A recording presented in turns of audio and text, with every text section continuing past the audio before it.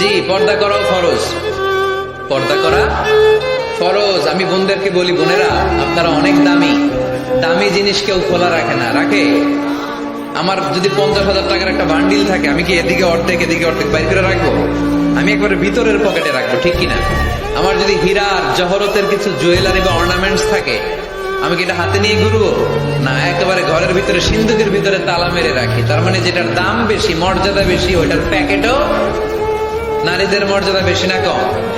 এজন্য তাদের প্যাকেটও বেশি। সেফটি সিকিউরিটির জন্য পর্দার বিধান আল্লাহ দিয়েছে, আপনাদেরকে কষ্ট দেওয়ার জন্য নয়। এ হেজাব আপনার অহংকার, হেজাব আপনার আভিজাত্যের প্রতীক। আমার বোনেরা যাদের কানে আমার মাইকের আওয়াজ যায়, এই হেজাব আপনার রুচির প্রতীক। আপনি কোন বংশের মেয়ে, কোন রুচির মেয়ে, আপনার পোশাক বলে দিবে, ঠিক কিনা? বোরকা পরা একটা মেয়ে যখন রাস্তা দিয়ে হেঁটে যায়, কত ভদ্র লাগে, কত মায়া লাগে, শ্রদ্ধায় আর সম্মানে মাথাটা নিচু হয়ে আসে, ঠিক কিনা?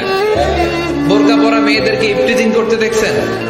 তারা সাধারণত ইফটিজিং এর শিকার হয় না। যাদের ওড়নাটাই গলার মধ্যে ঝুলিয়ে রাখে, বুকটা দেখিয়ে রাখে, টাইট ফিটিং জামা পরে এদিক সেদিক ঘুরে বেড়ায়, এরাই সাধারণত পুরুষদের দ্বারা আকৃষ্ট হয়, ইফটিজিং এর শিকার হয়, লাঞ্ছনার শিকার হয়। যেরকম, ঠিক কিনা?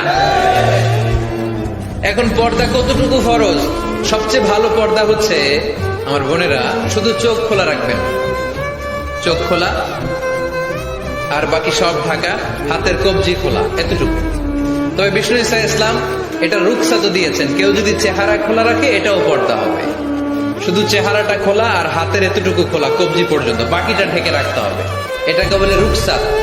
ফ্লেক্সিবিলিটির সাথে আপনি আমল করলেন। কোন মেয়ে যদি চেহারা খোলা রেখে বোরকা পরে, এটা জায়েজ আছে, এটা না জায়েজ না, এটা নিষেধ না, এটাও পর্দা।